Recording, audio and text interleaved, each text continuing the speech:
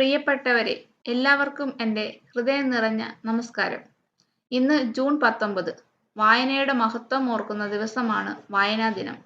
ഈ ദിനം ശ്രീ PN പണിക്കർ സാറിൻ്റെ സ്മരണയ്ക്കായാണ് ആചരിക്കുന്നത്.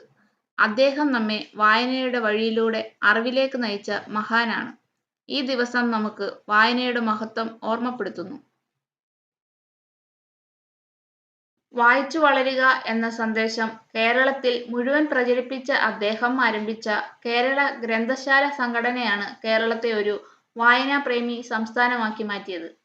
അദ്ദേഹത്തിന്റെ ദർശനം അനുസരിച്ച് സ്കൂൾ വിദ്യാഭ്യാസത്തെക്കാൾ അതിലുപരി പൊതുസമൂഹം മുഴുവൻ വായനയിൽ ഏർപ്പെടണം. അറിവ് ഓരോ വീട്ടിലും എത്തണം. വായന മനുഷ്യനെ ആന്തരികമായി വളർത്തുന്നു. പുതിയ അറിവുകൾ നേടാനും ചിന്താധാര വികസിപ്പിക്കാനും വായന സഹായിക്കുന്നു. ടെലിവിഷൻ, മൊബൈൽ, സോഷ്യൽ മീഡിയ എല്ലാം നമ്മുടെ സമയം പിടിച്ചെടുക്കുന്ന ഈ കാലഘട്ടത്തിൽ വായനയ്ക്ക് പ്രത്യേകമായി സമയം മാറ്റിവെക്കേണ്ടത് അത്യാവശ്യമാണ്. വായന നമ്മുടെ ചിന്താശേഷിയും ഭാഷാശുദ്ധിയും ജീവിതത്തെ കാണുന്ന വീക്ഷണകോണും വികസിപ്പിക്കുന്നു. ഓരോ പുസ്തകവും നമ്മുടെ മനസ്സിനെ പ്രബുദ്ധമാക്കുന്ന ഒരു ജ്ഞാനസാഗരമാണ്. ഒരു നല്ല പുസ്തകം നമ്മെ പുതിയ ലോകങ്ങളിലേക്ക് കൊണ്ടുപോകുന്നു.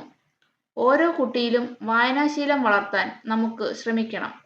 മാതാപിതാക്കളും അധ്യാപകരും ഒരുമിച്ച് ഈ ശീലത്തിന് പിന്തുണ നൽകണം.